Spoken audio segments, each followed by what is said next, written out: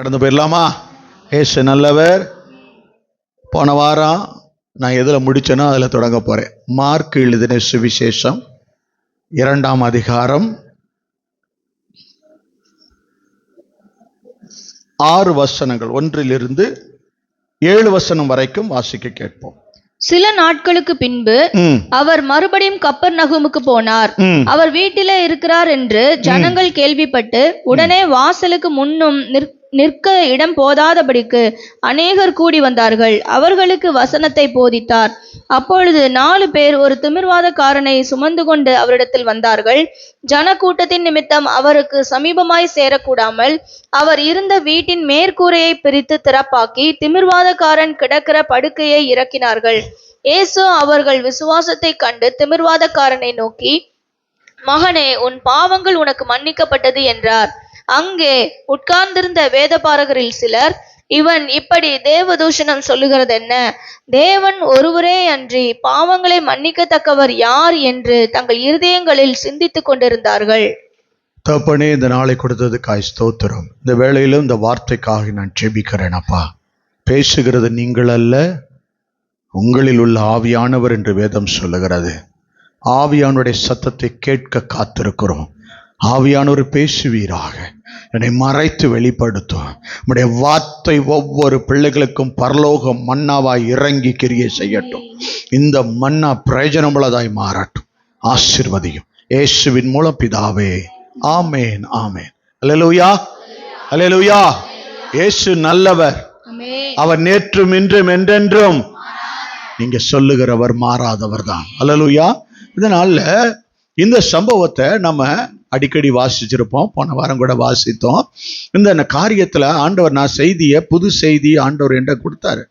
திடீர்னு ஆண்டவர் என்ன நினைச்சாரு தெரியல, விசுவாசத்தை குறித்து ஒரு செய்தியை கொடுத்துட்டு, இந்த செய்தியை நான் போன வாரம் உங்கள்கிட்ட கொடுக்கலன்னு திரும்ப கொடு, இதை நீ திரும்ப சொல்லு. நானும் செய்தியை மாற்றி பார்க்குறேன். விசுவாசத்தினால எதெல்லாம் ஜெயிச்சாங்க, எப்படி ஜெயிச்சிருக்காங்கன்னு சொல்லி அந்த செய்தியை ஆண்டவர் கொடுத்துட்டாரு. நான் வாங்கி வச்சுட்டேன். ஆனால் திரும்பவும் என்ன செஞ்சாரு, இந்த செய்தி அப்போ இதில் ஏதோ ஒன்று இருக்கு, உங்களுக்கு பிரயோஜனம் உள்ளதா, இயேசு அதை மாற்றப் போகிறார். அல்லேலூயா. இந்த இயேசு கிறிஸ்து ஒரு வீட்டிற்குள்ள அமர்ந்திருக்கிறார். அவரை சந்திக்க முடியாத ஒரு நெருக்கடி, அந்த ஜனக்கூட்டம் மிகுதியாய் இருந்தது அந்த இடத்துல. அங்க என்ன செய்யப்படுகிறது, இயேசுவை சந்திக்கணும்னு ஒரு குடும்பம், ஒரு 4 பேர் ஒருத்தரை, அவருக்கு கை காலெல்லாம் செயலிழந்து கிடக்கிறாரு. அவரை ஒரு கட்டிலையோ இல்லை ஒரு துணியிலையோ கட்டி 4 பக்கம் கயிறு போட்டு ஒவ்வொருத்தவங்க தோல்ல பிடிச்சு அதை தூக்கி கொண்டு 4 பேரும் அவரை சுமந்துக்கிட்டு வர்றாங்க. வந்து வாசல்ல பார்க்குறாங்க, போக முடியல, கூட்டம் நிறையா இருக்கு. சரி, அந்த பக்கம் போய் பார்த்தா போகலாமான்னு பார்த்தா அந்த பக்கமும் ஜன்னல் வழியா ஒரு கூட்டம் உள்ள இயேசுவை பார்த்துக்கிட்டு இருக்கு. இந்த பக்கம் போகலான்னு பார்த்தா அங்கிட்டு வழியே இல்லை, அங்கே அடைச்சிருக்கு. இவங்க சுற்றி பார்க்குறாங்க. ஒரு யோசனை வந்தது, இவங்க எப்படியாவது மேலே ஏறி இயேசுக்கிட்ட கொண்டு போயிட்டா பிரச்சனைக்கு முடிவு வந்துரும்னு நினைச்சாங்க. 2 பேர் சொன்னா, நீ கீழே வச்சுக்க, நான் மேலே ஏறிக்கிறேன், கயிறை தூக்கி போடு, நான் கயிறை பிடிச்சி மேலே ஏற்றி இழுக்கிறேன், நீ மேலே ஏறி வா, நம்ம போய் அங்கே அந்த கூரையை பிரித்து இயேசுவை உள்ள இறக்கிடுவோம், இயேசுக்கிட்ட உள்ள அந்த இதை இறக்கிடுவோம் அப்படின்னு சொல்லி 4 பேர் பிளான் பண்ணி உள்ளே கொண்டு போய் மேலே ஏறிட்டாங்க. கயிறு கட்டி 4 பக்கமும் கயிறு கொடுத்து, எதை இறக்குற மாதிரி இருக்கு, கயிறில் இறக்குறது நாங்கள் தண்ணி இறைக்கிற மாதிரி இருக்கா? வேற 4 பேர் சேர்ந்து தண்ணி இறைப்பாங்களா?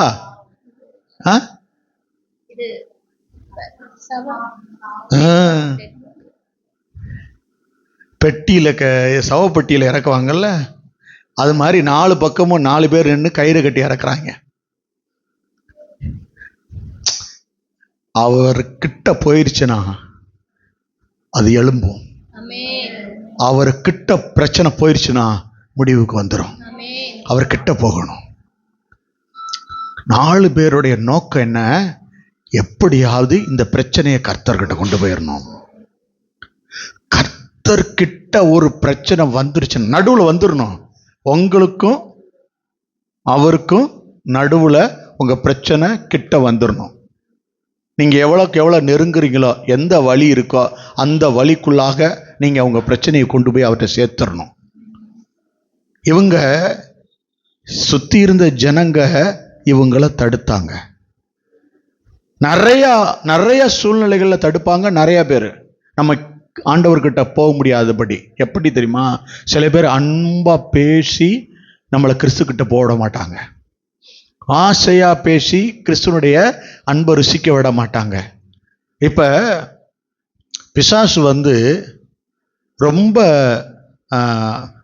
முடியெல்லாம் விரிச்சு போட்டு பல்லெல்லாம் ஈன்னு இப்படி வச்சு அவன் எதையா உன்னை கையில் எடுத்துட்டு பக்கத்தில் வந்தா உங்களுக்கு தெரியுமா தெரியாதா? இவன் பிசாசுன்னு அடையாளப்படுத்திடுவீங்க, ஈஸியாக விரட்டிடுவீங்க. அப்பாலே போ சாத்தானே ஏதானு பயங்கர அழகா மாடனா ஒரு ஆளோ ஒரு ஆணோ பெண்ணோ உள்ள வடிவில் அவன் ஒரு ஆளை அனுப்புனா என்ன நடக்கும்? இவர் அப்படி செய்ய மாட்டாருங்க. வந்திருக்குது பிசாசு. என்ன தெரியுமா? அந்த தோட்டத்தில் ஒரு காரியம் நடந்துச்சு. ஏவாள் கிட்ட அவன் ஒரு விஷயத்தை நடத்த பார்க்குறான். என்ன செய்ய பார்க்குறான்?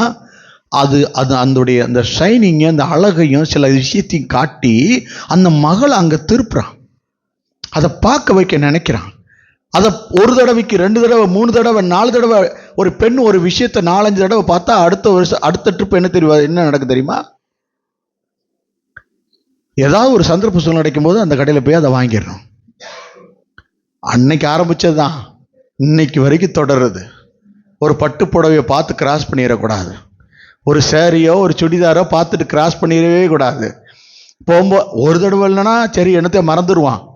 ஒரு தடவைக்கு 4 தடவை ஏதாவது ஒரு பெரிய ஷோரூமுக்கு போகிறோம், ட்ரெஸ் ஷோரூமுக்கு போயிட்டு ஒரு தடவை பார்த்துட்டு வந்துட்டுன்னா மனசில் நினைவில் வச்சுருவான். என்னைக்காவது இந்த அம்மா அங்கிட்டு போகும்போது வரும்பொழுதெல்லாம் அந்த கனி பார்த்துருப்பாங்க. இதை வாங்குறதுக்கு ஒருத்தர் நின்னான், வாங்க வைக்கிறதுக்கு உள்ள ஒருத்தர் நின்று ஒரு சேல்ஸ்மேன் ஒரு வேலை செஞ்சான். அந்த கனிகளை போய் சந்திக்க வைக்கிறதுக்கு அந்த கனியை புசிச்சுட்டு அந்த வேலையை முடிச்சு விட்டுறலான்னு சொல்றது யாரு? அவங்க எப்படி நோக்கத்தோட இருக்காங்க? அவங்க சொல்றது மாம்சத்துல இருக்கா ஆவிக்குரிய ஜீவியத்தில் இருக்கான்னு நீங்க பகுத்தறியணும். உங்கள்கிட்ட ஏதாவது ஒரு விஷயத்த ஒரு மனுஷன் சொல்றான்னா எதுல சொல்றான்? ஆவியில சொல்றானா இல்ல மாம்சத்துக்கு ஏத்ததை சொல்றானா நீங்க கவனிக்கணும். புசிக்கிறது சாப்பாடு எதுக்கு சொல்லுவாங்க? ஆவிக்குரிய ஜீவியத்தை வளர்றதுக்கா? ஆவிக்குரிய ஜீவியம் வளர்றதுக்கு இந்த உணவு. சில பேர்லாம் பிரியாணி மலை போல குமிச்சு வச்சு அதுக்கு பின்னாடி ஒளிஞ்சிருப்பாங்க. பார்த்துருக்கீங்களா? பிரியாணி தான் முக்கியமான அவங்க வீட்டில் ஒரு பெரிய பங்காவே இருக்கும். உணவு முக்கியத்துவம் ஆயிடுச்சுன்னா ஆவிக்குரிய ஜீவியம் அழிய போகுதுன்னு அர்த்தம். மாம்சமும் ரத்தமும் பரலோக ராஜ்யத்தை அடையாது. அது என்ன நடக்குது? நாம பிசாசு நம்மளை அப்படியே திசை திருப்பி நம்மளை கொண்டு போறான்னா முதல்ல நீங்க யோசிக்கணும், எதை வச்சு அவன் வரான், என்ன பேசுற, யாரு பேசினாலும் முதல்ல நிதானிங்க. எதை சொல்றாங்க, என்ன எதை நோக்குறாங்க, எது அவங்களுடைய ஃபோக்கஸ்ட். நீங்க சபைக்கு போகும்போது, ஆராதனைக்கு போகும்போது, ஜபிக்க போகும்போது, நீங்க போக்குறதுக்கு முன்னாடியே நிறைய பேரை கவனிச்சிருக்கீங்களா? சர்ச்சுக்கு கிளம்புற நேரம் தான் சொந்தக்காரன் வீட்டுக்கு வருவான். அந்த நேரம் கிளம்புற நேரம் என்ன செய்ய முடியாது தெரியுமா? தவிர்க்கவே முடியாது. யார் அனுப்பி பண்ணிக்கிறீங்க? அவரா அவனா? 2 பேரும் செஞ்சாலும் செய்வாங்க. நீ உண்மையா இருக்கிறேன்னா கர்த்தர் சில மனிதரை சில சூழ்நிலைகளை உன்னை அனுப்புவார். ஏன்னா இதை தாண்டாளாயமாக ஒரு தடவை நீங்க தாண்டி ஆண்டவரை நோக்கி நீங்க ஓடி வந்துட்டீங்கன்னு வச்சுங்களேன், அந்த ஆசீர்வாதத்தை உங்கள்கிட்ட கொடுத்துருவார். ஃபர்ஸ்ட் வச்சிருக்க ஆசீர்வாதத்தை நீங்க சுதந்திரிக்க கூடாது என்பது அவன் பிசாசுடைய திட்டம். அதை நீங்க ஆவியில படிக்கணும். சீக்கிரம் போனா என்ன கிடைக்க போகுது, சீக்கிரம் போனா என்ன கிடைக்க போகுது அப்படின்னு உங்களை அப்படி நினைக்கிறான். என்ன அதே தொடக்க ஜபம் பண்ணா படிக்கிறோம். நீங்க அப்பதான் நிதானிக்கணும், உங்க சிந்தையில யோசிக்கணும். உங்களை உட்கார வைக்கிறதுக்கு அந்த காலையில் அந்த டிவி ப்ரோக்ராம் அதை வச்சு கரெக்டாக உங்களை இயக்கிட்டு இருக்கான், அதை அவனை பார்க்க வைக்கிறான், இல்லை யாரையா வச்சு பேச வைக்கிறான். திடீர்னு யாராவது வீட்டுக்கு வருவாங்க, அப்போ தான் நம்மளை விசாரிக்கிறதுக்கு. நீங்கள் நிதானிக்கணும். உங்கள் ஆவிக்குரிய ஜீவம், உங்கள் வாழ்க்கையும் இயேசு மாற்ற போகிறாரு. அதுக்கு முன்னாடி அவன் தெரிஞ்சிட்டான். அவன் ஒரு மனுஷனை, யாரையோ ஒருத்தரை உங்களுக்கு முன்னாடி அனுப்புகிறான். ஆதாம் ஏவாள்கிட்ட தேவன் என்ன சொன்னார்னு அவங்களுக்கு தெரியாது. தேவன் என்ன பேசுகிறாருன்னு சாத்தானுக்கு தெரியாது. அதனால தான் தோட்டத்தில் வந்து அவன் கேட்டான், ஆண்டவர் உங்ககிட்ட ஏதாவது சொல்லியிருக்காரா, ஏதாவது செஞ்சிருக்காரா? சில பேர்கிட்ட கேட்பான், உங்களுக்கு இது வரைக்கும் என்னமோ ஆண்டவர் நிறைய செஞ்ச மாதிரி நீ இன்னும் அவரை இவ்வளோ தேடிக்கிட்டீங்கன்னு கேட்பான். தேவன் சில விஷயத்தை தாமதமாக செஞ்சார்னா அது நன்மையில் முடியும். சில பேர் இப்போ கேட்ட உடனே 1 லட்ச ரூபா கையில் கொடுத்துட்டா என்ன நடக்குது தெரியுமா? ஏன்னா அவன் முழுமையான ரட்சிப்பை அவன் அடைஞ்சிருக்க மாட்டான். அவன் திரும்ப என்ன செஞ்சிருப்பான்? திரும்ப பாவத்தில். நீங்கள் நிறைய பேர் யோசிச்சு பாருங்களேன், எந்த பாவத்திலிருந்து நம்ம வெளியே வந்திருக்கோமோ அந்த பாவத்திலேயே டெஸ்ட் நடக்கும். அதில் தான் திரும்ப சோதனை நடக்கும். அதில் தான் போராடுவோம். ஏன்? தேவன் அதை அனுமதித்து நீ அதில் ஜெயிச்சு உள்ள வரியா? நீ உண்மையாகவே அதில் ஜெயிச்சிருக்கியா? சீரியல் வேணான்னு சில பேர் நிறுத்திருப்பீங்கல்ல, விட்டுட்டீங்களே, இயேசுக்காக. கர்த்தர் பார்க்குறாரு. அப்போ என்ன நடக்குதுன்னா, கர்த்தர் அதை நிரந்தரமாக பார்க்குறதா பார்க்கலையான்றதுக்கு சில சுச்சுவேஷன், சூழ்நிலையை யாராவது ரொம்ப தெரிஞ்சவங்க, வேண்டியப்பட்டவங்க வந்து அவங்களே அந்த கதையை எடுப்பாங்க. அதுக்கப்புறம் நமக்கு மனசில் தோணும், போன வாரம் வைராக்கியமாக இருந்துட்டோம் பார்க்கக்கூடாதுன்னு, இந்த வாரம் போய் எப்படியாவது அந்த சீன் வந்து திங்கக்கிழமை மட்டும் கொஞ்சோண்டு ஒரு தடவை மட்டும் பார்த்துக்கணும், அதுக்கு அடுத்த நாள் செவ்வாய்க்கிழமை பார்க்கவே கூடாது. எப்படி முடிப்பாங்க? செவ்வாய்க்கிழமை பார்க்க தூண்டி விடுற மாதிரி முடிப்பாங்க. அது தந்திரம். நாங்களும் சீரியல் ஒரு காலம் பார்த்துருக்கோம் தான். எங்களுக்கு அந்த அனுபவம் தெரியும்ல. நான்லாம் பொய் சொல்லலைப்பா, உண்மையாகவே நான்லாம் ஒரு காலத்தில் பார்த்துருக்கேன். எனக்கெல்லாம் என்னன்னு தெரியாது. அதை எங்கள் வீட்டில் உள்ளவங்க, எங்கள் அம்மாவோ எங்கள் அப்பாவோ யாரோ ஒருத்தவங்க வந்து அதை ரெகுலராக பார்க்குறதுனால, சித்தி பெரியம்மா ஏதோ ஒன்று பார்ப்பாங்க. அதனால் நானும் போய் அவங்களோட உட்காந்து அதை பார்த்து நான் டியூட்டி முடிஞ்சு அப்போ கரெக்டாக போவேன். எங்கள் தெருவே இருட்டா சித்தின்னு கேட்கும். சத்தமாக சுற்றி பார்த்துட்டு தான் சித்தி தேடிக்கிட்டே வீட்டுக்கு போயிடுவேன். நான் ஒரு கொஞ்ச நேரம் நடந்து போனேன் எங்கள் வீட்டுக்கு. அப்படி எங்கள் வீட்டுக்கு போனாலும் எங்கள் வீட்லேயும் சித்தின்னு வாங்க, சாப்பாடு போட்டு கொடுப்பாங்க, எல்லாம் சாப்பிட்டுக்கிட்டே இருப்பா. ஒரு வீட்டில் யாரோ சொன்னாங்க, யார் இருந்தாலும் ஏதோ பட்டிமன்றத்துலையோ, அவங்க வீட்டில் சீரியலை போட்டு பார்த்துக்கிட்டே இருந்து தோசை ஏதோ கேட்டாங்கன்னு சொல்லி போய் எடுத்து வந்து வச்சுருக்காங்க. அவ எடுத்து கடிச்சு பார்த்துக்க முடியல. லைட்டை போட்டு பார்த்தா தோசைக்கல்லையே கொண்டு வந்து அங்கே வச்சுருக்காங்க. தோசை அவர் எடுத்து இருட்டில் கடிச்சு பார்த்துருக்கா, கடிக்க முடியல. என்ன நடக்குது? ஒரு உலகமே தெரியல.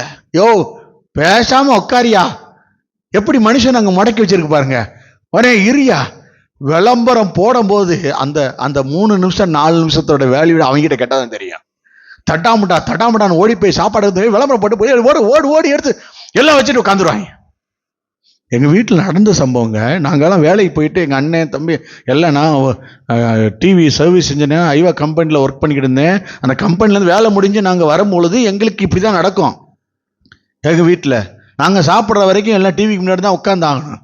சித்தி பெரியம்மா சின்னம்மா எல்லாரையும் பார்த்து தான் ஆகணும், வழியே இல்லை. வீட்டிலலாம் சில பேர் சொல்லுவாங்க, ஏங்க எங்கள் வீட்டில் அவரு பார்க்குறாரு, வேற வழி இல்லாமல் நாங்களும் பார்க்கவேனே, கொஞ்ச நாள் போராடி ஜெபம் பண்ணி பாருங்களேன், அவருக்கே அது வெறுத்துரும்.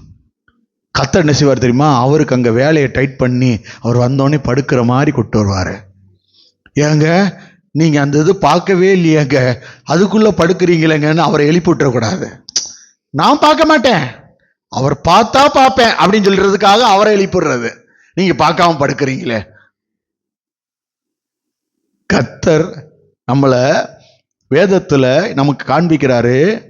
அந்த மகளை பார்க்க வச்சு அந்த மகளை சாப்பிட வச்சுட்டான். பார்த்துக்கிட்டே இருந்தா, அதனாலதான் ஆண்டு சொல்றாரு, நீ டிவி பார்க்காதன்றாரு. நீ பார்த்துக்கிட்டே இருந்தா என்ன நடக்குன்னா, அதுல உள்ள வஸ்திரம் போல உன் வஸ்திரம் மாற ஆரம்பிக்கும். அதை நீ பார்த்துக்கிட்டே இருக்க ஒரு நாள் அதை போல ஒரு காரியம் உன் குடும்பத்துக்குள்ள நடக்க ஆரம்பிக்கும்.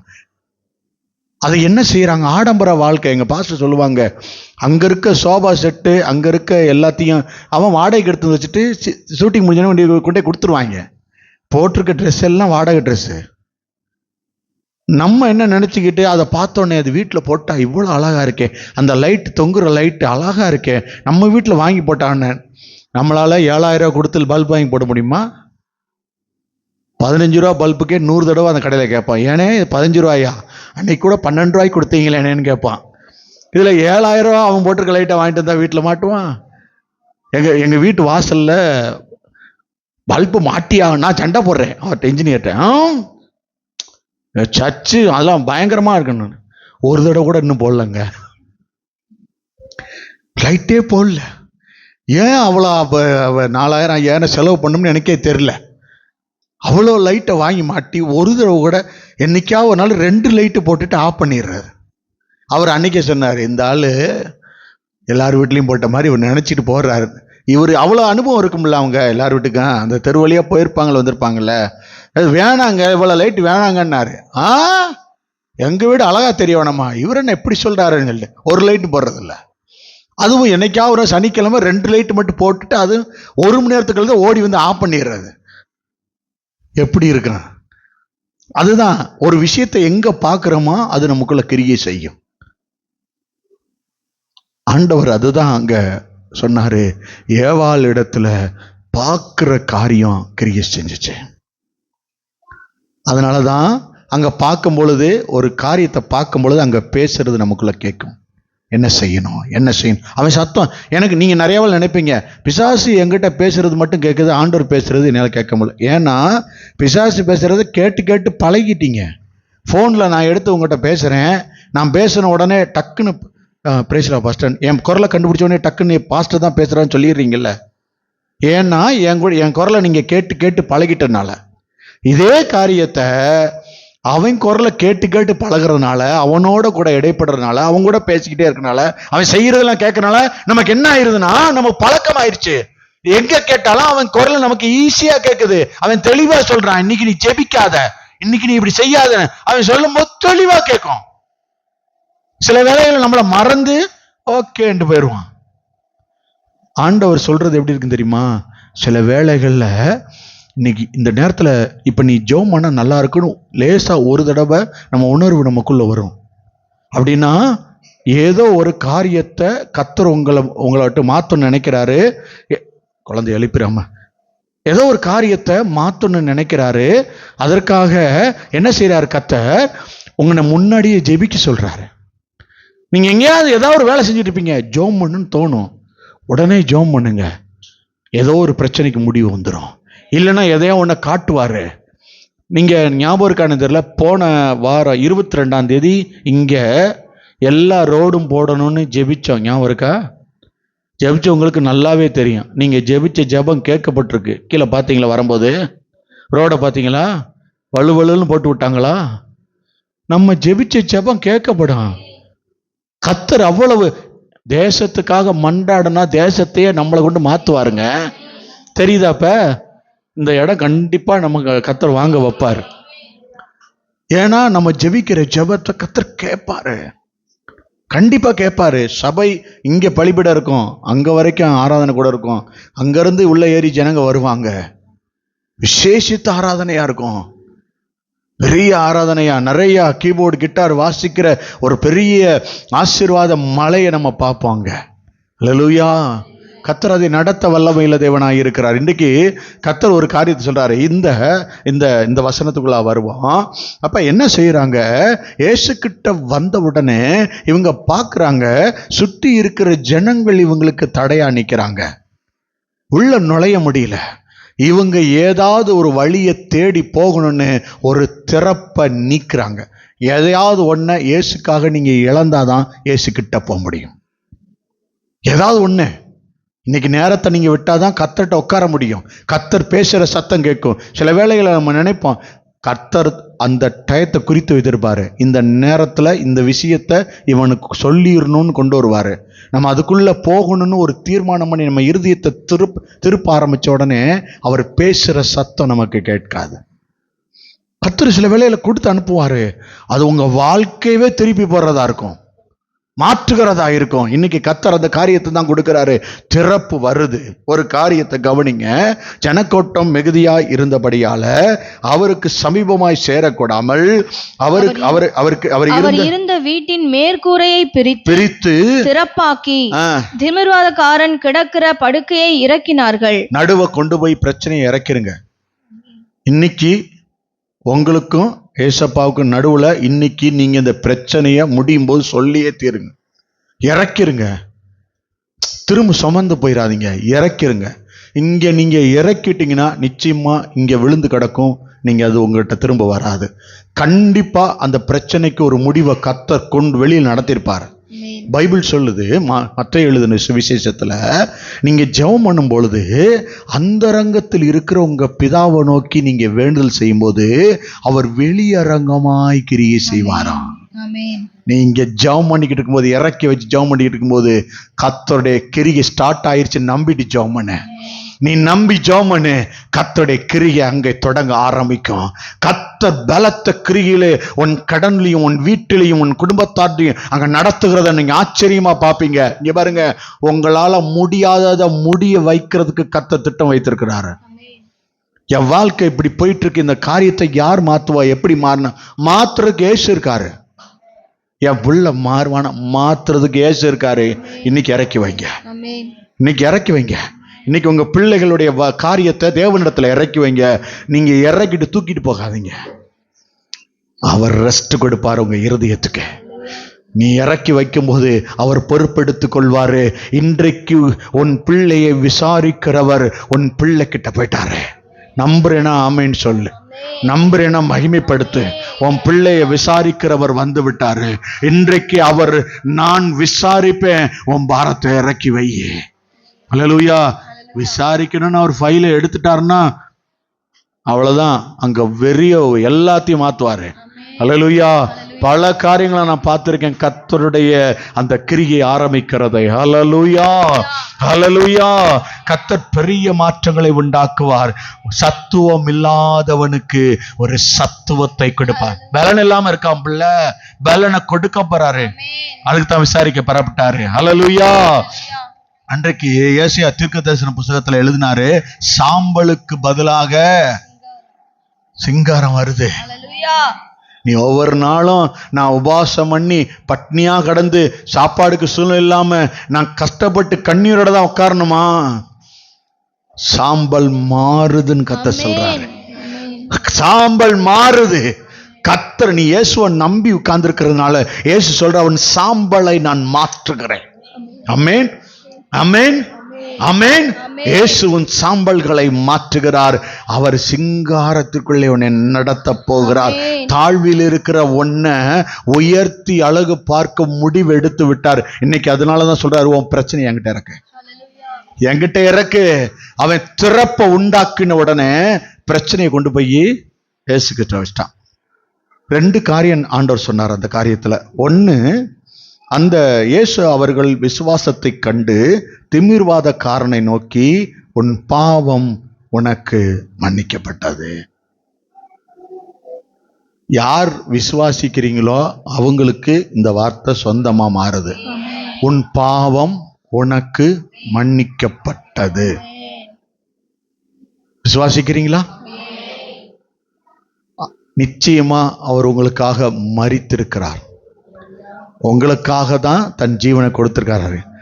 உங்களுக்காக தான் அவர் மீண்டும் உயிரோட வந்திருக்காரு. உங்களுக்காக தான் திரும்பவும் வருவாரு. அல்லேலூயா. அவர் உங்க வாழ்க்கையை மாத்தணும் தீர்மானம் பண்ணிட்டாரு. இன்றைக்கு அவர் சொல்றாரு, முதல் காரியம் என்னன்னா, 2 விஷயத்தை நான் அவனை எழுப்புறதுக்கு முன்னாடி அவனுக்கு கொடுக்குறேன். 1, அவனுடைய பாவம் மன்னிக்கப்பட்டது. 2வது, அவனை எழுந்து நடக்கும்படி கட்டளை கொடுக்கிறார். அவன் படுக்கையை எடுத்துட்டு நட. 2 காரியம் நடக்குது. முதல் காரியம், பாவ மன்னிப்பு யாராலையும் கொடுக்க முடியாத ஒன்று. நிறைய பேருக்கு தெரியாதுங்க. நிறைய பேருக்கு தெரியாது பாவத்தின் அகோர தன்மை. யாருமே செய்யக்கூடாத தவறு செஞ்சவங்க அவங்க பாவத்தை மன்னிக்கப்பட்ட பிறகு அவங்கள்ட்ட கேட்டு பாருங்களேன். அவங்கள்ட்ட கேட்டு பாருங்களேன். ஒரு அருமையான சகோதரி, ஒரு பாஸ்டர் மக இருந்தா. அவ குழந்தை பெற்றுக்கொள்வதற்கு மருத்துவமனையில் சேர்க்கப்பட்டா. அவ குழந்தையை பெற்றெடுக்க ரொம்ப போராட்டமாகி ரொம்ப போராடி குழந்தையை பெற்றெடுத்த உடனே அவர் உயிர் பிரிந்தது. மரித்து போனான். அவர் மரித்து போன உடனே ஆண்டவர் இயேசு அவளை கூட்டிக் கொண்டு பரலோக ராஜ்யத்தையும் நரகத்தையும் கூட்டிக் கொண்டு போய் காண்பித்திருக்கிறார். முதல்ல நரகத்துக்கு கூட்டிக் கொண்டு வந்தாராம். ஏன் ஆண்டவர் இங்கே கூட்டிட்டு வந்திருக்கீங்க? அவ குறிப்பிட்ட தூரம் போறதுக்கு முன்னாடியே அந்த வெப்பம் அவள் மேலே பட ஆரம்பித்ததாம். நெருங்க நெருங்க நெருங்க வெப்பம், பயங்கரமான கூக்குரலின் சத்தம், பயங்கரமான சத்தம். யாராலே தாங்க முடியாத அந்த அக்கினியிலே அநேகர் வெந்து கொண்டிருந்தார்களாம். ஆண்டவர் சொன்னாரா, உன்னையும் இங்கதான் விட போறேன்னு. அவள் அழுகிறா. நான் என்ன தவறு செய்த ஆண்டவரே, என்னை ஏன் இங்க கொண்டு வந்து விடுறீங்கன்னு. நீ கொலை செஞ்சிருக்க, நீ கொலை செஞ்சிருக்க, நீ கொலை செய்தபடினால உன்னை கொண்டு வந்து இங்க விடுகிறேன் என்று கர்த்தர் சொன்னாராம். அதனாலதான் இந்த மரணம் உனக்கு சீக்கிரமாய் சம்பவித்தது. நான் என்ன கொலை பண்ண எனக்கு தெரியலையே. அப்ப திரும்ப ஆண்டவர் சொல்லும் பொழுது, நீ 2-3 தடவை அபாஷன் பண்ணியிருக்க. ஆண்டவர் சொல்றாரு, அந்த உயிரை நீ கொன்றபடினாலே உனக்கு நரக தண்டனை தான். கொஞ்ச நேரம், ஒரு மணி நேரம் 2 மணி நேரம் அங்க உள்ள தள்ளி விட்டாராம். தாங்க முடியாத வெப்பம், கத்தி கதறி அழுது போராடுறா, இந்த நரகத்துக்குள்ள எனக்கு வேணாம் என்று சொல்லி தேவன் வெளியே கொண்டு வருகிறார். ஆண்டவரே, நான் உண்மையாவே இந்த காரியம் எனக்கு தெரியல, அதோடைய அர்த்தம் எனக்கு புரியல. நான் கொலகாரன் என்று சொல்லி, கொலகாரி என்று சொல்லக்கூடிய நிலை நான் அபார்ட் பண்ணதுனால நடந்திருக்குன்றது எனக்கு தெரியல. மருத்துவர்கள் சொன்னாங்க, இது என் கணவர் சொன்னாரு, எனக்கு இது வேணான்னு சொல்லி நான் என்னுடைய குடும்பத்தில் இந்த நேரத்தில் எனக்கு இந்த காரியம் வேணான்னு நான் செஞ்சதுக்கு அபார்ட் பண்ணியிருந்தா நரகம் தான் தண்டனை. ஏன்னா கொலை பண்ணியிருக்கீங்க, கொலை பண்ணதுக்கு தண்டனை உண்டு.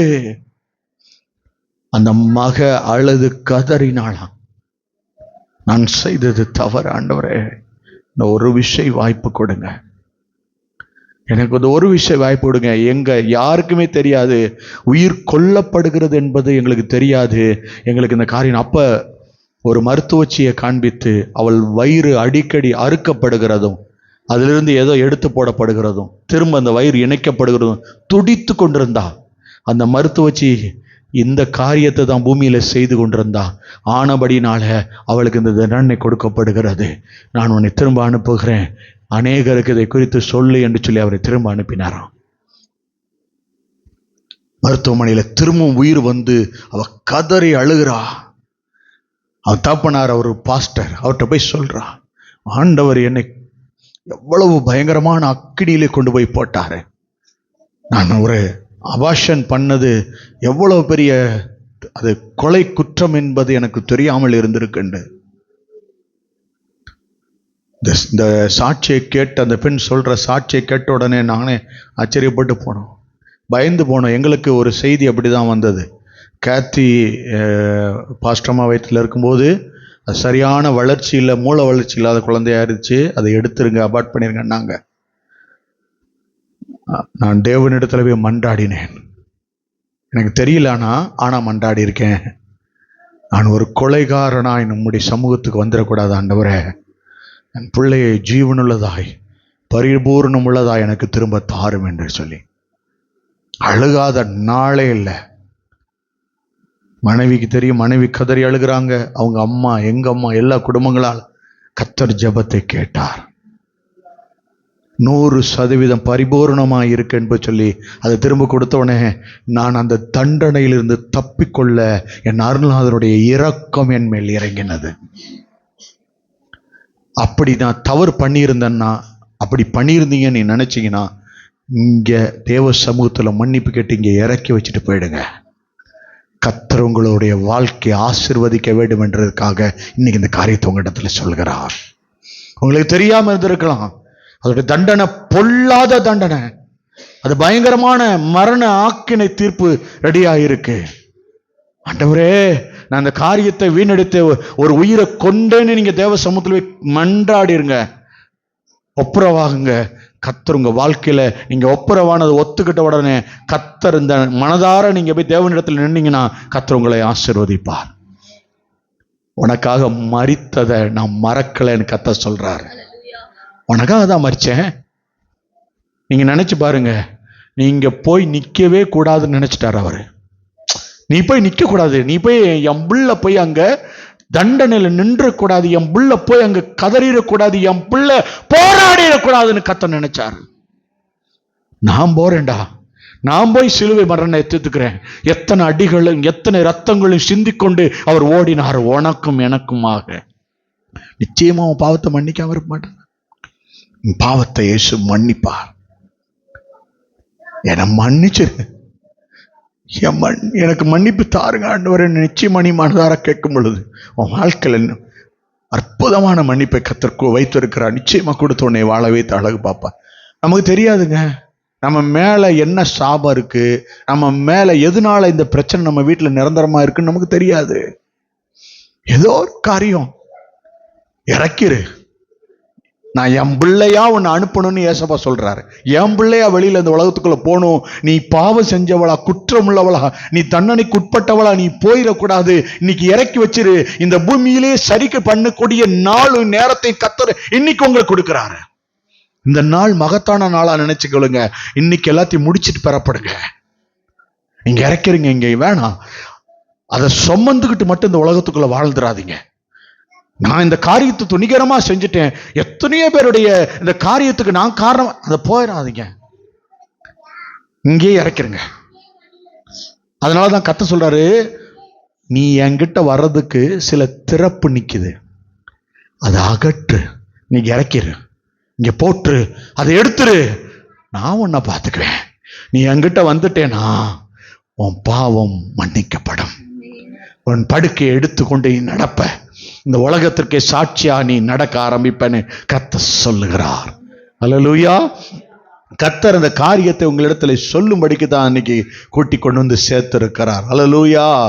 ஜனக்கூட்டம் மிகுதியா இருந்துச்சுன்னா உங்க தடை அதிகமாகும்.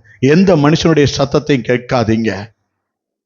கர்த்தர்கிட்ட போகிறதுக்கு எது தடையா இருக்கும் அப்படின்னு வேத வசனத்தின்படி ஒரு வசனத்தை காண்பிக்கிறேன்.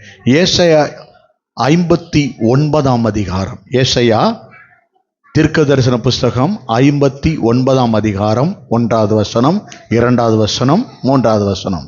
இதோ ரட்சிக்க கூடாதபடிக்கு கர்த்தருடைய கை குறுகி போகவும் இல்லை, கேட்க கூடாதபடிக்கு அவருடைய செவி மந்தமாகவும் இல்லை. ஒரு நிமிஷம். ஆண்டவர் சொல்றாங்க, நான் ரட்சிக்க கூடாதபடிக்கு இல்லை. ஏன்? நான் டெய்லி சர்ச்சுக்கு தானே வர்றேன், எப்பயுமே அப்பாதான் கேட்குறேன், எனக்கு ஏன் இது மாறலைன்னா ஏசப்பா சொல்றாங்க, ஒன்று என் கை குறுகி போகல, என் செவி ஒன்றும் மந்தம் இல்லை.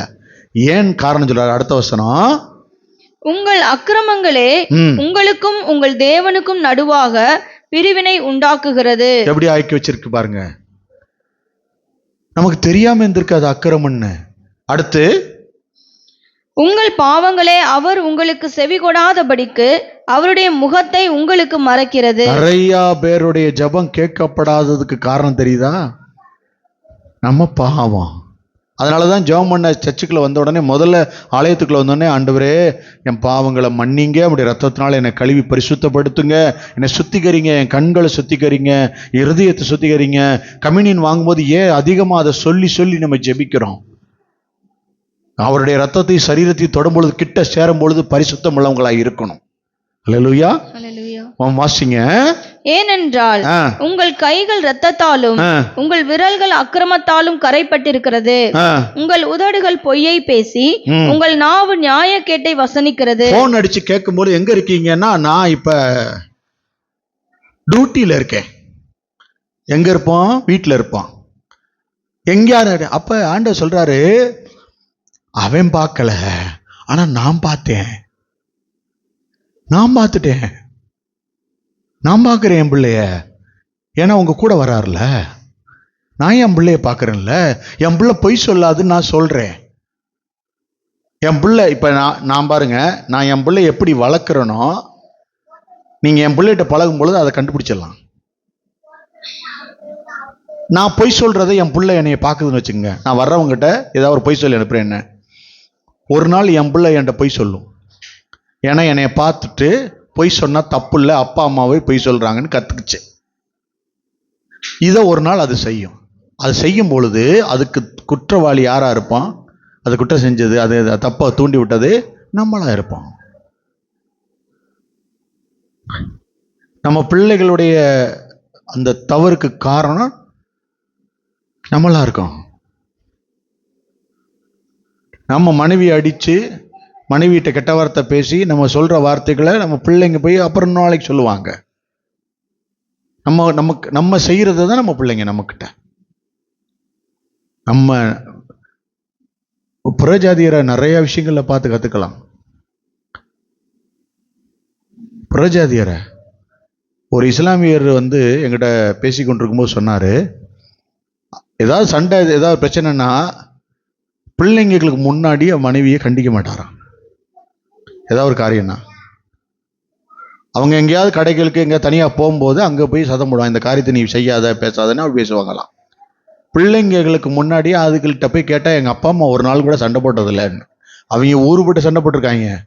ஆனால் குழந்தைங்க என்ன சொல்லுதுங்க? சண்டை போட்டதே இல்லை. அதனால என்ன செஞ்சிருச்சுங்கன்னா, அந்த குழந்தை, அந்த பையன், அந்த 2 தங்கச்சி அக்கா எல்லாம் ஒன்றுக்கு ஒன்று விட்டு கொடுக்காம நிற்கிதுங்க. கல்யாணம் முடிஞ்சு போனாலும் எல்லாரும் ஒரு வீட்டில் மேலையும் கீழே எல்லாம் ஒன்றா இருப்போம், பக்கத்தில் இருப்போம்னு சொல்லுதுங்க குழந்தைங்க. எப்படி வளர்றாங்க பாருங்க. புறஜாதியர் அப்படி பிள்ளைகளை கொண்டு வர்றாங்க.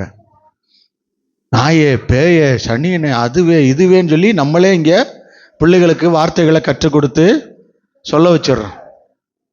பேசும்போது சில பேர் கொஞ்சம் போதெல்லாம் பார்த்தீங்கன்னா நாய் மாறி இருக்காங்க அப்படின்னு ஒரு நாள் குலைக்க தான் செய்வான். ஏன்னா கொஞ்சம் புட்டோம்ல சொல்லிவிடுறோம்ல, என்ன சொல்லணும்னா அவள் அது இப்படி தான் நடக்கும். சில பேர் கழுத அப்படின்னு சொல்லுவாங்க விளையாட்டுக்கு. அது ஒரு நாளுக்கு கத்திக்கிட்டு தான் தெரியாது. என்ன சொல்கிறோமோ அது நடக்குமா நடக்காதாங்க நீங்கள் சொல்கிறது? ஆண்டவர் ஏன் இன்னைக்கு இப்படி கொண்டு வந்திருக்காருன்னு தெரியல. ஸ்தோத்திரம். ஒரு காரியத்தை கவனிங்க. கிட்டி சேரக்கூடிய ஆண்டவர்கிட்ட போகிறதுக்கு ஒரு காரியம். யாத்திராகமம் 3ஆம் அதிகாரம் 5வது வசனத்துல மோசே ஆண்டவர்கிட்ட போகிறதுக்கு அவர் ஒரு காரியத்தை அங்கே பார்க்குறான். என்னன்னா, ஒரு முற்செடி எரிந்து கொண்டிருக்கு. அந்த எரிகிறது ஒரு வித்தியாசமா இருக்கு. இப்போ ஒரு செடிக்கு நெருப்பு வச்சுட்டா அந்த செடியே எரிஞ்சிடணும்ல, செடி எரியல, ஆனா மேல நெருப்பு எரிஞ்சிக்கிட்டு இருக்கு. இது என்னடா வித்தியாசமா இருக்கே, இது என்னவா இருக்குன்னு கிட்ட போறார். 3:5 வாசிங்க. யாத்திராகம் 3:5. அப்பொழுது அவர் இங்கே கிட்டி சேராயாக. அவன் கிட்ட போனோடனே ஆண்டு சொல்றாரு, கிட்ட வராத, உன் கால்களில் இருக்கிற பாதரட்சையை கழற்றி போடு. இயேசு கிறிஸ்து கிட்ட வரணும்னா சில காரியத்தை கழட்டி போடணும். கிறிஸ்துகிட்ட போகணும்னா சிலதை கழட்டணும். இந்த கழட்டி போடுகிற அனுபவம் வரணும். நான் ஏற்கனவே ஒரு காரியத்தை உங்களுக்கு நடத்தியிருக்கேன், திரும்ப ஒரு முறை அதை ஞாபகப்படுத்துறேன். இவங்க இயேசு கிறிஸ்து கிட்ட வர்றாங்க. அப்போ ஆண்டவர்கிட்ட வரும்பொழுது, தேவன்கிட்ட வரும்பொழுது இவங்க சொல்றாங்க, நீ நிற்கிற இடம் பரிசுத்த பூமி, உன் பாதரட்சையை கழட்டு. சில பேர் கல்வி, சில பேர் மேன்மையான மேட்டிமையான பார்வை, சில பேர் ஜாதி பெருமை, சில காரியங்கள்லாம் தங்களுக்குள்ள வச்சிருப்பாங்க. சில பேர் சில சகோதரிகளை அற்பமா எண்ணுவாங்க. அவங்க பார்க்குற வேலை அப்படி அப்படின்னு. இங்கே எல்லாருக்கும் அப்பா பிள்ளை தான். இங்கே எல்லாரும் ஒருத்தர் சகோதரர். யாரையுமே ஜாதியோ மதங்களோ எந்த காரியம் படி இங்கே பார்க்கவே கூடாது. இயேசு உங்களுக்கு அதன்படி அற்புதம் செய்ய மாட்டார். அழகு உள்ளவன், ஐஸ்வர்யம் உள்ளவன், காணிக்க நிறையா கொடுத்தவன், நான் தான் பெருமை, எனக்கு தான் படிப்பு, இதெல்லாம் எதுவுமே இயேசுக்கிட்ட இல்லை. அவருக்கு பிள்ளை. நீங்கள் பாஸ்டரானாலும் அவருக்கு பிள்ளை தான், வேற எதுவுமே கிடையாது. அவர் பைபிள் காலேஜ் முடிச்சிருக்காரு, அவர் பிடிஹெச் முடிச்சிருக்காரு, அதை படிச்சிருக்காரு, எல்லாம் முடிச்சு. என் சர்டிஃபிகேட்டை கொண்டு போனால் பல்லவத்தில் விட்டுருவான்னு நினைக்கிறீங்களா? என் டிகிரியை கொண்டு போய் நான் காட்டுறேன், என்னை விட்டுருவாரா பல்லவத்துக்குள்ள? இந்த உலகத்துக்கு தாங்க எனக்கு டிகிரி. நான் அவர் பிள்ளையா தாங்க உள்ளே போவேன். அவருடைய குமாரனாய் தான் நான் உள்ளே கடந்து போக முடியும். அதனால எது அவர்கிட்ட போகுமோ அதை யோசிங்க. பிள்ளை தான் போக முடியும். எல்லாத்தையும் தூக்கி எல்லாத்தையும் ஓரங்கட்டி போட்டு ஆண்டவர்கிட்ட போய் நான் உங்க பிள்ளையா வந்திருக்கேன்னு போய் நில்லுங்க, அவ்வளவுதான். கர்த்தர் உங்களை நடத்துவாரு. இவன் போனா கர்த்தர் கிட்ட வந்த உடனே முதல்ல உன் பாதரட்சியை கழட்டு, கிட்டி சேராத, நீ நிற்கிற இடம் பரிசுத்த பூமி. இயேசு கிறிஸ்து கிட்ட போகணும்னா பரிசுத்தத்தோட போகணும். இவன் உடனே என்ன செஞ்சான் தெரியுமா? தன் நெற்றி முட்டியில படும்படிக்கு தன்னை தாழ்த்தினான். ஆண்டவர்ட்ட முகத்தை மறைத்து கொண்டான், மூடிக்கொண்டான் இருக்காங்க. அது வேத பண்டிதர்கள் ஆராய்ச்சி பண்ணவங்கலாம் போய் அங்கே இதெல்லாம் எழுதுனதெல்லாம் பார்த்தா அங்கே என்ன எழுதிருக்குன்னா, தன்னுடைய நெற்றி தலையிலிருந்து தன்னை வணங்கி வளைத்து கொண்டானா தேவனுக்கு முன்பாக. ஒரு மனுஷனுக்கு தாழ்மை வந்துருச்சுன்னா கர்த்தர் பேசுற சத்தம் கேட்கும். தாழ்த்தி உங்களை தாழ்த்தி கர்த்தருடைய சத்தத்தை கேட்கணும்னு கர்த்தர் விரும்புறாரு. அல்லேலூயா. நீங்க தாழ்த்துனீங்கன்னா கர்த்தருடைய சத்தம் உங்களுக்கு அழகா கேட்கும். எதை செய்யணும், எது இவருங்க அவன் தாழ்த்தினபடினாலதான் அவன்கிட்ட பல பேரை ரட்சிக்கிற ஒரு ரட்சிப்பின் ஒரு பெரிய விசேஷித்த ஊழியத்தை அவன் கையில கொடுத்தாரு. தாழ்த்துறவங்களுக்கு மேன்மையான ஆசீர்வாதத்தை கொடுப்பாரு. என்ன நான் இல்லை ஆண்டவரே, நீங்க தான். சபையில வந்தோடனே நான் இல்லை ஆண்டவரே, நீங்க தான். ஜெபம் பண்ணா யாராவது ஒருத்தவங்க, சிஸ்டர் நீங்க ஜெபம் பண்ண, கத்தருங்க, நான் இல்லைங்க, கத்தருங்க. என்ன நடந்தாலும் கத்தர சொல்லுங்க. அவர் மகிமைப்பட்டார்னா உங்களை இன்னும் பிரயோஜனப்படுத்துவார். இன்னும் அநேக அற்புதங்களை உங்களை கொண்டு செய்வாரு. நீங்க செய்யும்படி உங்களை பயன்படுத்துவாரு. அல்லேலூயா. கர்த்தர் உங்களை பயன்படுத்தணும்னு விரும்பினாருன்னா மேன்மையான காரியத்தை செய்வாரு, பலத்த காரியம் செய்வாரு. நீங்க யோசிப்பீங்க, எனக்கே கல்வி ஞானமே இல்லை, நீ தான் போதிக்கணும்னு வைப்பாரு. நம்மளை ஆச்சரியமா நடத்துவாரு. எதுக்கு இங்க கூட்டு வந்திருக்காருன்னா, ஒன்னா நான் இன்னைக்கு நடத்துவேன். எப்படின்னா, நீ என்கிட்ட வந்துட்டேன்னா நான் உனக்கு கொடுக்குற காரியம் ஆச்சரியமா தான் இருக்கும். எவன்கிட்ட ஊழியத்தை கொடுத்தாரு, சகல காரியத்தை. ஆனாலும் அவன்கிட்ட போனான். நான் எம்மாத்திரம் பார்வோனுக்கு முன்னாடி போய் நிக்கிறதுன்னு சொன்ன ஆண்டவர்கிட்ட. பார்வோனுக்கு முன்னாடி போய் எப்படி நிக்கிறது? நான் எம்மாத்திரம்னா நான் என்னத்துக்கு, நான் ஒன்றும் ஒரு ஆளே இல்லைங்க ஆண்டவரேன்ட்டா. நீ தான் ஆள், அவருக்கு நீ தான் வேணும். இங்க ஞானம் உள்ளவனை கொண்டு போய் ஆண்டவர் உயர்த்த மாட்டாரு. ஐஸ்வர்யமான கொண்டு போய் ஒரு பணக்காரனை கொண்டு போய் இன்னும் பணம் கொடுத்து உயர்த்தினா அதுல ஏதா இருக்கா?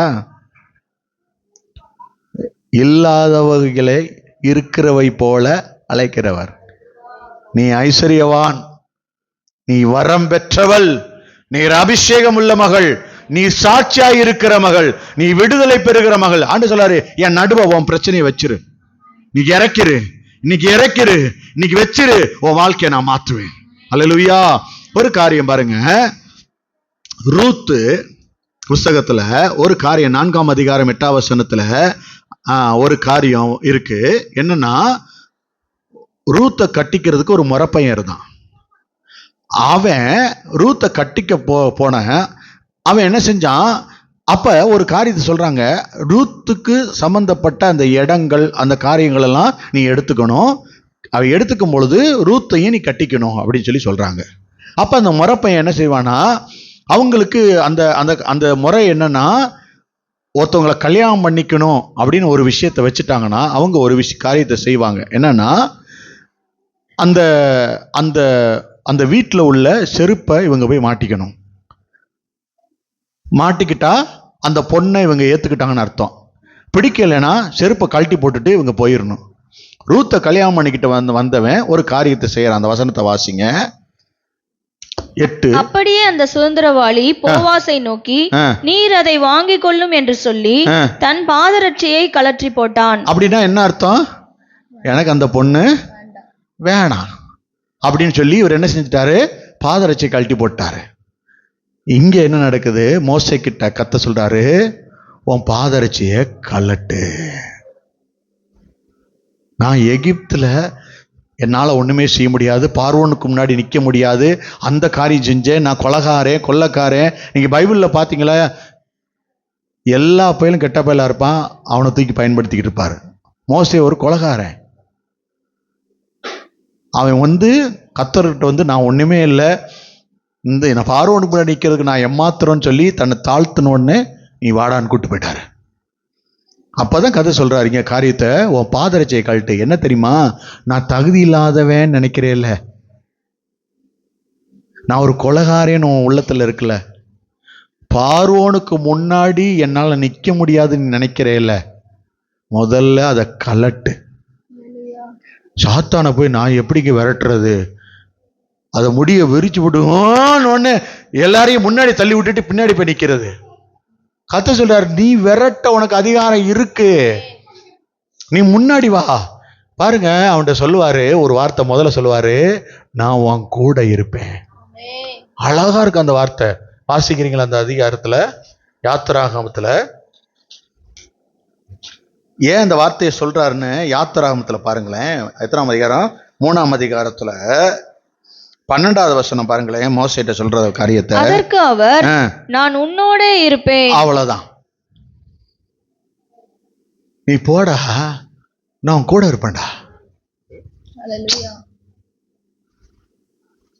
எங்க காலேஜில் போய் நிக்கிறான், ஒரு அட்மிஷனுக்கோ ஒரு பிரச்சனைக்கோ போய் நிக்கிறான், உங்க அப்பா கூட நின்னாருன்னா நீங்க எதையாவது கவலைப்படுவீங்களா? ரொம்ப வேணாங்க, ஹோட்டலுக்கு போயிட்டீங்க, உங்க அப்பா கூட நிக்கிறாரு, ஏதாவது சாப்பிட்றதுக்கு நீங்க அங்க போய் யோசிச்சுக்கிட்டு இருப்பீங்களா? எனக்கு நூடுல்ஸ் தான் வேணும், வேற எதையுமே சாப்பிட மாட்டேன், எனக்கு நீங்க ரைஸ் தான் ஆர்டர் பண்ணணும். ஹோட்டலுக்குள்ள போயிட்டா முடிவு உங்க பக்கம், உங்க அப்பா கூட நிக்கிறாரு. பார்வோனுக்கு முன்னாடி நிக்க போகும்போது அவர் என்ன நினைக்கிறாங்க, உனக்கு ஏசப்பா இருக்காரு, அப்பால நினைச்சிடாத, உனக்கு ஏசப்பா இருக்காரு, உனக்கு எல்லாம் வாங்கி தருவாரு. என்னன்னா பார்வோன் பயங்கரமான ஆளாச்சு, அவன் எல்லாரையும் கொன்றுவான்னு நினைச்சுதான் இவன் சொல்றான், பார்வோனுக்கு முன்னாடி நான் ஏமாத்துறோம். அதனாலதான் கர்த்தர் சொன்னாரு, 11ஆம் வசனத்தை சொல்லுவான் பாருங்க. அப்பொழுது மோசே தேவனை நோக்கி, பார்வோனிடத்துக்கு போகவும் இஸ்ரவேல் புத்திரரை எகிப்திலிருந்து அழைத்து வரவும் நான் எம்மாத்திரம் என்றான். நான் தகுதியா? எனக்கு என்னங்க இருக்கு, நீதான் தகுதி. இப்ப நிக்கிறீங்களா ஒரு பிள்ளையா, இதுதான் உன் தகுதி. உன்னை கொண்டுதான் பல திட்டத்தை நான் நடத்துவேன், இதுதான் உன் தகுதி. ஏன் உலக கல்வி கர்த்தருக்கு முன்னாடி ஒண்ணுமே இல்லை, நீங்க அதை வச்சுட்டு போய் நிக்காதீங்க. அவர் பிடிஹெச் முடிச்சிருக்காரு, நான் பைபிளே தெரியாதே, சரியாவே படிக்கலையே, அவருக்கு முன்னாடி போய் நிற்கும் போது நான் உங்க பிள்ளை, நீங்க எனக்காக மறிச்சிங்க, நீங்க தான் என் அப்பா, எனக்காக என் பாவத்தை முழுவதும் நீங்க அதுல முடிச்சிட்டீங்கன்னு நீங்க சொல்லுங்களேன், உங்களை வாரி அணைச்சுக்குவாரு. நீ தான் ஏன்டா என் பிள்ளைன்னு நிற்பாரு. நீங்க செஞ்ச எந்த தப்பையுமே அவர் கணக்கு தெரியாது. மோசே எப்படி செஞ்சானா, தாவீது என்ன செஞ்சாரு, ஒரு அம்மா குளிச்சு இவர் போய் பார்த்தாரு, அந்த அம்மா வேணும்னு முடிவெடுத்தாரு, அந்த அம்மா வீட்டுக்கார கொன்னாரு, அந்த அம்மாவை அடைஞ்சாரு. இங்க யாரும் ஃப்ரெஷ்ஷா இங்க கர்த்தர் அப்படிலாம் கொண்டாடல, குறைவுள்ளவனையும் பாவம் செஞ்சவனையும் புதிதாக்கி அவனை சாட்சியா கொண்டு அமர பண்றாரு. நீ இப்ப வந்திருக்கேன்னா பழசையே நினைச்சிட்டே உட்காந்துருக்காத, இன்னைக்கு இறக்கி வச்சிரு, இன்னைக்கு உன்னை வேற லெவல்ல நடத்த போறாரு, நீ எல்லாத்துக்கும் தகுதி வாய்ந்தவள் தான், இது இயேசு சொல்றாரு. ஏன்னா என் பிள்ளையா மாறி இருக்கிற இயேசு கிறிஸ்து பாவமற்றவர், உன்னை என் பிள்ளையா மாத்திட்டா என் பிள்ளை பாவம் இல்லாத பிள்ளை தான். நீங்க ஹோட்டலுக்குள்ள போன உடனே காசை பத்தி பேசக்கூடாது, நினைக்க கூடாதுன்னு அர்த்தம். நீங்க இயேசு உங்க கூட இருக்கிறாருன்னா நீங்க நினைக்க கூடாதுன்னு அர்த்தம். இயேசு எல்லாத்தையும் பாப்பாருன்னு என்னைக்கு நீங்க 100% நம்புறீங்களோ அன்னைக்கு உள்ள வந்துருவாரு. அவன் கூட இருக்கண்டா அப்படி சொன்னாரு. அதற்கு அவர், நான் உன்னோட இருப்பேன், நான் உன்னோட இருப்பேன், நீ ஜனத்தை எகிப்திலிருந்து அழைத்து வந்த பின் நீங்கள் இந்த மலையில் தேவனுக்கு ஆராதனை செய்வீர்கள். என்ன செய்யணும், உங்களை கூட்டிட்டு வந்தாருன்னா ஆராதனைக்கு சரியா வந்துடணும் டயத்துக்கு. ஆராதனைக்கு வரலைன்னா உங்களை கர்த்தர் மறந்துடுவாரு. அப்புறம் உங்களை எதுக்காக விடுதலை பண்ணி கூட்டு வந்திருக்காரு, பாடி துதிக்கிறது தான் கூட்டு வந்திருக்காரு. அதை விட்டு எனக்கு செய்தியில கர்த்தர் பேசுவார் அந்த இதெல்லாம் விட்டுறணும். கர்த்தர் அவங்ககிட்ட பேசுவாருன்னு எங்க போனாலும் செய்தி கேட்கலாம் தெரியுமா, யூடியூப்பை எப்ப தட்டினாலும் கேட்கலாம். ஆனா நீங்க அவர்கிட்ட நின்று ஆராதிக்கிறது இங்க மட்டும்தான் நடக்கும். நீ உன் தேவனை ஆராதிக்கணும். எப்போ வரணும், ஸ்கூல் பெல் அடிச்சோடனே உள்ள நுழைஞ்சிடணும். 9 மணிக்கு இங்க முதல் ஜெபத்திலேயே இஸ்ரவேலின் ராணுவத்தை பார்க்க வந்துடணும். யூத கோத்திரத்து சிங்கம் எனக்கு முன்னாடி நிற்கும், எங்க ஆவியானவர் இங்க வந்து அசைவாடிக்கிட்டு இருப்பாரு, நீ வந்து நின்றுடணும். எதுக்கு தடை வரும்? ஆராதனைக்கு தான் தடை வரும், செய்தி கேட்கறதுக்குலாம் இல்லை. ஏன்னா உங்களை பத்தி அவனுக்கு தெரியும். இவங்க 100 செய்தி கேட்பாங்க, நம்மளாவே இருப்பாங்க. என்ன சொல்லுவாங்க தெரியுமா? என்கிட்டயே பேசினாருன்னு சொல்லுவாங்க, வாக்குத்தத்தம் எனக்கு தான் கிடைச்சிச்சு சொல்லுவாங்க. அதை அதோட விட்டுருவாங்க, அது அவங்ககிட்ட கிரியை செய்யாது. இன்னைக்கு உன்கிட்ட பேசிட்டு இருக்காரு, இந்த வாக்குத்தத்தம் உன்கிட்ட சொல்லி நீதான் இந்த வாக்குத்தத்த சொந்தக்காரின்னு சொல்றாரு. 47வது வசனம். அவன் நசரேயனாகிய இயேசு வருகிறார் என்று கேள்விப்பட்டு, இயேசுவே தாவீதின் குமாரனே எனக்கு இரங்கும் என்று கூப்பிடத் தொடங்கினான். அவன் பேசாதிருக்கும்படி அநேகர் அவனை அதட்டினார்கள். அவனோ தாவீதின் குமாரனே எனக்கு இரங்கும் என்று முன்னிலும் அதிகமாய் கூப்பிட்டான். இயேசு நின்று அவனை அழைத்து வர சொன்னார். நீங்க கூப்பிடுற சத்தத்தை கூட்டணும்.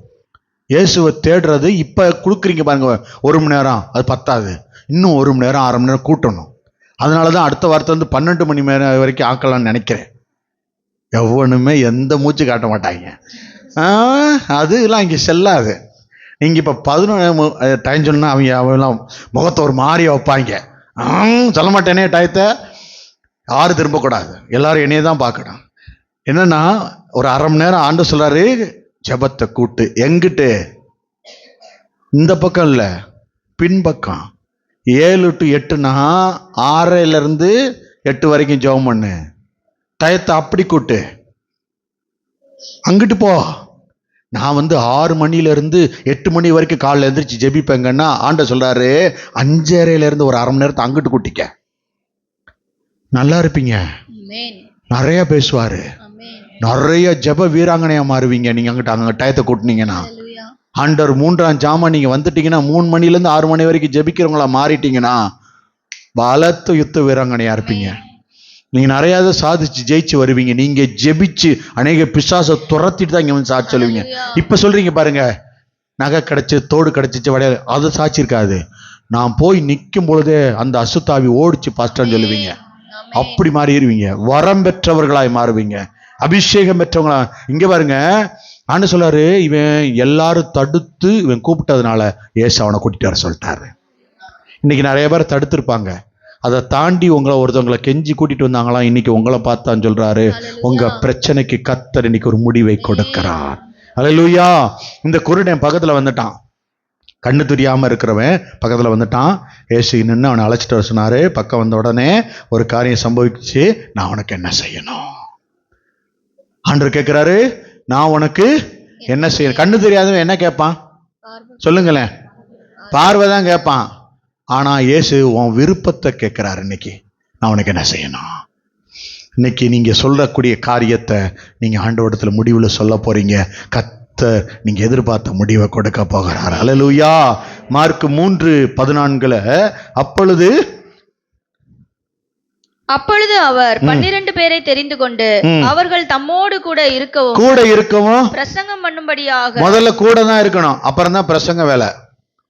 முதல்ல என்ன செய்யணும்? கூட தான் இருக்கணும், அப்புறம் தான் பிரசங்க வேலை. இயேசு கூட இருந்தா பிரசங்கத்தை அவரே கொடுப்பார். அல்லேலூயா. அது நடக்கும். நான் எனக்கு மட்டும் அதை கொடுக்கலையே சங்கீதத்தை, அவர் அங்க இயேசு கூட இல்லைன்னு அர்த்தம். நீங்க இயேசு கூட இருந்தீங்கன்னா பிரசங்கத்தை உங்ககிட்ட கொடுப்பார் கர்த்தர். எத்தனை பேருக்கு புரிஞ்சிச்சு? மெதுவா புரிஞ்சிச்சு. சரி, கடைசியா ஒரே ஒரு வசனம், ஏசாயா 61:3 முடிச்சிட்டேன். சீயோனிலே துயரப்பட்டவர்களை சீர்படுத்தவும், அவர்களுக்கு சாம்பலுக்கு பதிலாக சிங்காரத்தையும், துயரத்துக்கு பதிலாக ஆனந்த தைலத்தையும், ஒடுங்கின ஆவிக்கு பதிலாக துதியின் உடையையும் கொடுக்கவும் அவர் என்னை அனுப்பினார். அவர்கள் கர்த்தர் தம்முடைய மகிமைக்கென்று நாட்டின நீதியின் விருட்சங்கள் எனப்படுவார்கள். அவர் தேர்ந்தெடுத்த காரியத்தை சொல்றார். உங்களுக்கு என்ன கொடுக்க போறேன்னு, சாம்பலுக்கு பதிலாக சிங்காரத்தை. ஜெபம் பண்ணலாமா? உங்களுக்கு கொடுக்குறேன்னு சொல்லிட்டாரு. தயவு செய்து இறக்கிருங்க. இங்க என்ன பிரச்சனையா இருந்தாலும் இன்னைக்கு வச்சுட்டு போயிருங்க. இன்னைக்கு நல்ல செய்தி கர்த்தர் உங்களுக்கு கொடுக்க போறார். ஆமென், ஆமென், ஆமென். எழுந்திருப்போம். எல்லாரும் எழுந்துரு. எல்லாம் எழுந்திருப்போம். எங்கள் அன்பின் பரலோக பிதாவே, உம்முடைய பரிசுத்த பிள்ளையாகி இயேசு கிறிஸ்துவுக்குள்ளாக வந்து உம்மை ஸ்தோத்திரிக்கிறேன். ஆண்டவரே, அநேகருடைய வாழ்க்கையில ஜெபம் கேட்க முடியாதபடி சில திறப்புகள் இருக்கு. அதை திறக்கணும், அதை எடுத்து போடணும்.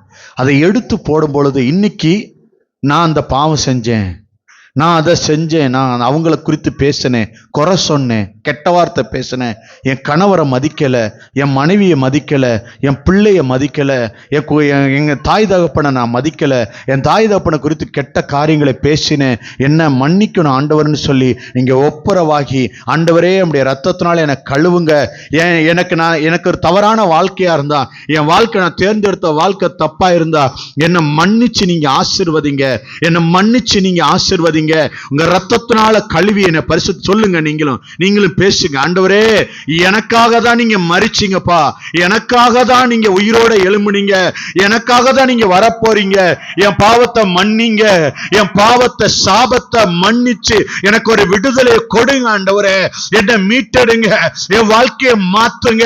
எனக்கு ஆண்டவரே நீங்க ஒரு ஆசீர்வாதத்தை கொடுக்கிறதா இருந்தா எனக்கு ஒரு நல்ல மன்னிப்பை கொடுங்க ஆண்டவரே, என்ன மன்னிங்க ஆண்டவரே, என்ன மன்னிங்க ஆண்டவரே.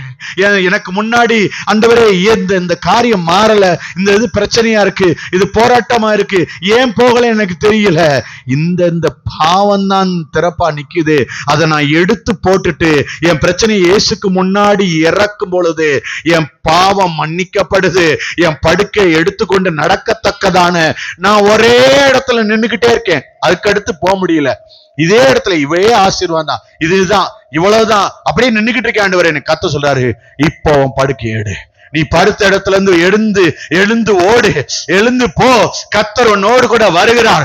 மோசே கிட்ட வரும்பொழுது கத்தர் சொன்னாரு, நீ பல காரியத்தை நினைக்கிற, நீ எம்மாத்திரம் நினைக்கிற, உன் பாவத்தை தூக்கி போடு, கத்தர் உன்னோடு, இயேசு உன்னோடு இன்னைக்கு உன் கூட வருகிறார், ஒரு பெரிய மாற்றத்தை உன் வாழ்க்கையில உண்டாக்குவார். தகப்பனே, வந்த ஒவ்வொரு பிள்ளைகளை ஆசீர்வதிங்க, பிள்ளைகளுடைய தேவைகள் எல்லாவற்றையும் சந்தித்து வழிநடத்தும். ஒவ்வொரு பிள்ளைகளுடைய வாழ்க்கையில இருக்கிற எல்லா பலவீனங்கள், சோர்வுகள் எல்லாம் மாறட்டும். பிள்ளைகளை ஆசீர்வதித்து மென்மேலும் உயர்த்தி பிள்ளைகளை சாட்சியாக்கும்.